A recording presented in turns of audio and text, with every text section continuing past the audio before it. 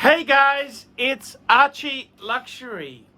And guys, I want to tell you, it's really sad news to hear Andy Hunter from the Adricos channel has died. And I got to be totally honest with you, although I haven't done videos in recent years, I still remember Andy fondly. And I've decided to share this video here Andy made for me in 2014. And Andy, I could tell you the saddest thing is this was made 7 years ago. He looks as fit as a Mallee bull. He looks very strong, and it's with sadness that I tell you of his passing. Okay guys, take a look and enjoy. Skinny dipping. I said I was gonna make a video with no pants on, Mr. John Suckerhorn. I am making a video with no clothes on.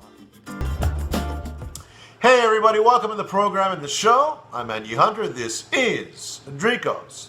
First of all, I gotta say a few words about ArchieLuxury, also known as Paul Pluta. Now, I really admire the guy on a professional level. He's really managed to grow his channel tremendously. When you factor into the whole equation that the luxury timepiece or the luxury watch segment on YouTube is really a small segment, and he's managed to like really expand on that, and he's actually helped most of us. He's helped me tremendously, to actually grow and to get discovered slowly.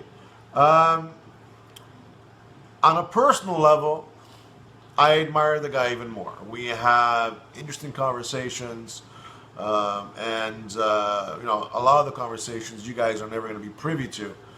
But he's an interesting individual. He's very friendly. He's very respectful. He's very suave.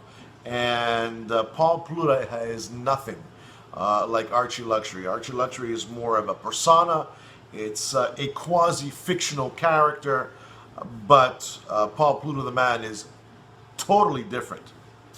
However, he did make a movie earlier this week about if you haven't made it by the time you're 40, chances are that you are not going to make it. And I was watching the video. For the most part, all of his videos, I actually enjoy watching Archie.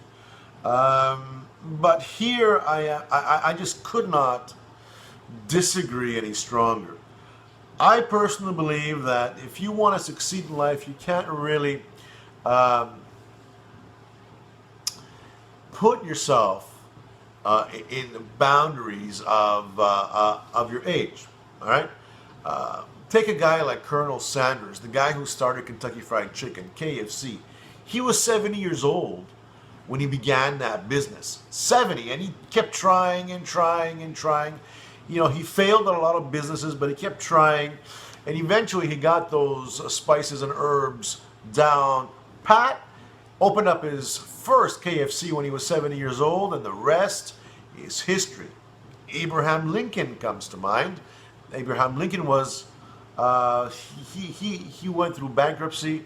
He had personal demons, ended up in mental hospitals, and eventually became the president of the United States, who presided over the liberation of the black folk from slavery. And he's been held in very high esteem. Well, history has held him in very high esteem over the years, and it's going to continue. Then you have people like Wrigley, from Wrigley's Gum, Wrigley Spearmint Gum. And I guess his most famous gum would be Juicy Fruit. He went bankrupt, I think, 5 or 7 times before he came up with the chewing gum, and the rest is history. There was an old adage, an old saying that said, life begins at 40. And this was way before 30 years now, okay? And today's 50 is yesterday's 30. I mean, I just turned 50 a couple of months back, and I feel young. I feel vibrant. I've started a new business. Just before I turned 50. So I'm here to tell you that Archie, number one, you're wrong. All right, you're wrong. Now I understand that when you're 40 years old or 50 years old, your higher ability isn't as great as when you're 25 or 30. It's mostly because you've got a lot of experience, and that experience costs money. And corporations are going to have to pay you a little bit more. And these days, corporations are trying to cut down in costs. And where are they going to cut costs? Where's the easiest place to begin cutting costs? That will be on your payroll. Enter the junior IT executive, enter this, and all these young people. But reality is, do you want to be 45, 40, 50 years old, 55, and still be working for the man? Do you have any entrepreneurial instinct about you? I haven't worked for anybody since I was in my early 20s, and I really can't see myself working for anybody else. However, when you get to a certain point in your life, you don't want to be an employee all your life. You want to take all the experience that you've amassed and turn it into something, create something. And you can't really create it when you're 25 and 30, although you got guys like Zuckerman who created Facebook, and you've got all sorts of young people, especially in the tech world, that created a lot of websites and overnight wealth, so to speak. But I'm talking about when you're 45 or 50 years old or 40 years old, you could do a lot of things that you weren't able to do back in the day. I'm not telling you like you just forget about getting lucky. People are going to get lucky all the time. People are going to win the lottery. Zuckerman won the lottery. Most of us can't really win the lottery. What we have to do is work at something and make something out of nothing. And if you're going to limit yourself to by the time you're 40, a lot of 40-year-olds don't even know who they are. Some people are lucky enough to find out that they're good at something that they really love at a young age. Others, well, not so. It takes them a while, and sometimes when you're at 40, you really haven't found yourself. You really haven't found that step. You really haven't found that inner voice that tells you, go down in that direction.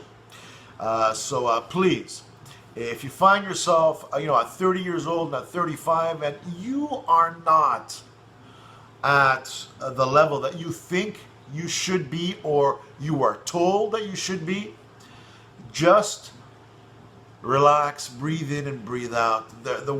Life, although life is short, right? But your professional life is long. Rome wasn't built in a day, and it really wasn't built in 40 years. It took a long time, and sometimes you really can't fill up that bucket overnight. Sometimes it just takes a drop here and a drop there, and eventually, after a certain period of time, you actually meet and attain your personal goals. So, Archie, I do love you and I respect you tremendously. However, you need to actually stand back, all right, reevaluate yourself and your professional life, and reinvent yourself. I know you're in your early 40s and it's not really easy to, getting hired.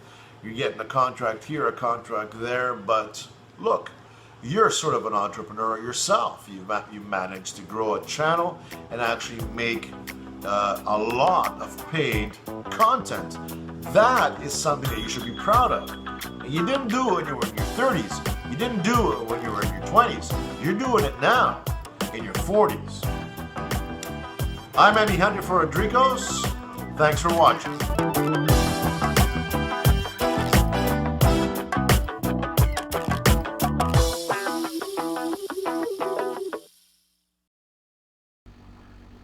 Hi guys, ArchieLuxury, and who do I recommend in America? Who do I recommend for quality pre-owned wristwatches? David SW, David SW, David SW. Go to davidsw.com. He is the best, the greatest pre-owned dealer in all of the United States of America. David SW, David SW, David SW. Hey guys, Archie Luxury. Who do I recommend for watches in Brisbane and Sydney? Vintage Watch Co. That's correct. Vintage Watch Co. in Brisbane Arcade in Brisbane and the Strand Arcade in Sydney. Vintage Watch Co. Brisbane and Sydney.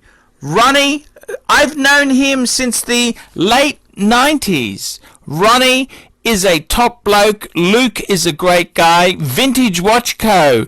That is who I recommend in Australia. Check out Vintage Watch Co. and the guys' amazing range of watches. They also do service and repairs. Vintage Watch Co. That is where the Pontiff goes. You know, some of my Pateks came from Vintage Watch Co. That's right, guys. Vintage Watch Co.